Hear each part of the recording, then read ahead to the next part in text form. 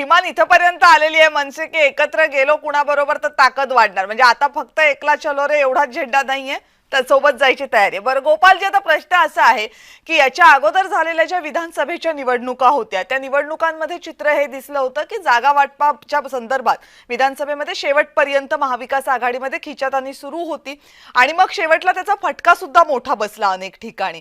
आता जर हे सगळं टाळायचं असेल तर महाविकास आघाडीला आपले निर्णय, स्पष्ट निर्णय हे योग्य वेळी आणि वेळ हातात असताना घेणं गरजेचं नाहीये का, की पुन्हा एकदा तुम्ही विधानसभेप्रमाणे शेवटच्या क्षणापर्यंत चर्चा होत राहणार, शेवटच्या क्षणापर्यंत उमेदवार घोषित होण्याची वाट पाहत राहणार?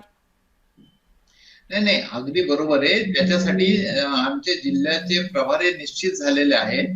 त्याप्रमाणे ते प्रभारी जात आहेत, सगळा आढावा घेत आहेत, बैठका व्हायला सुरू लागल्या आहेत. आणि एक महत्वाचा मुद्दा आहे की आपण सगळं म्हणताय की 2 महिन्यांवर इतक्या लवकर, परंतु अजून आरक्षणाप्रमाणे ड्रॉ कुठे झाले?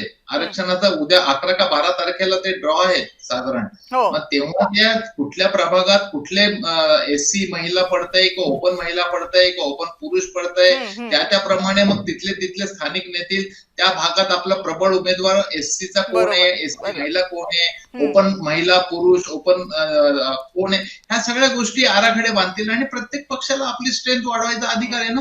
योगीजींच्या काही मुद्द्यांशी मी नक्कीच सहमत आहे. शेवटी असं आहे की तिथले स्थानिक पदाधिकारी, परंतु आमचं मात्र आहे की आमचं धोरण आहे की आम्ही जिल्हा पातळीवर ते अधिकार दिलेले आहेत. कारण शेवटी ह्या स्थानिक प्रश्नांवरच्या निवडणुका आहेत, हे महत्वाचं आहे. राज्य पातळीवर आणि केंद्र पातळीवर आम्ही ते राज्याचं धोरण ठरवलं असतं.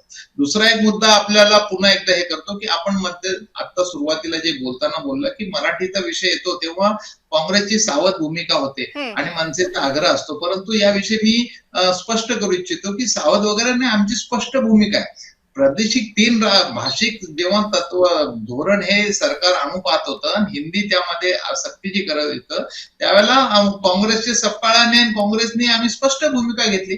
किंबहुना 2014ला मुख्यमंत्री पृथ्वीराज चव्हाण असतानाच अभिजात दर्जा देण्याबाबतचा ठराव केंद्राला पाठवला होता आणि वारंवार मागणी करत होतो.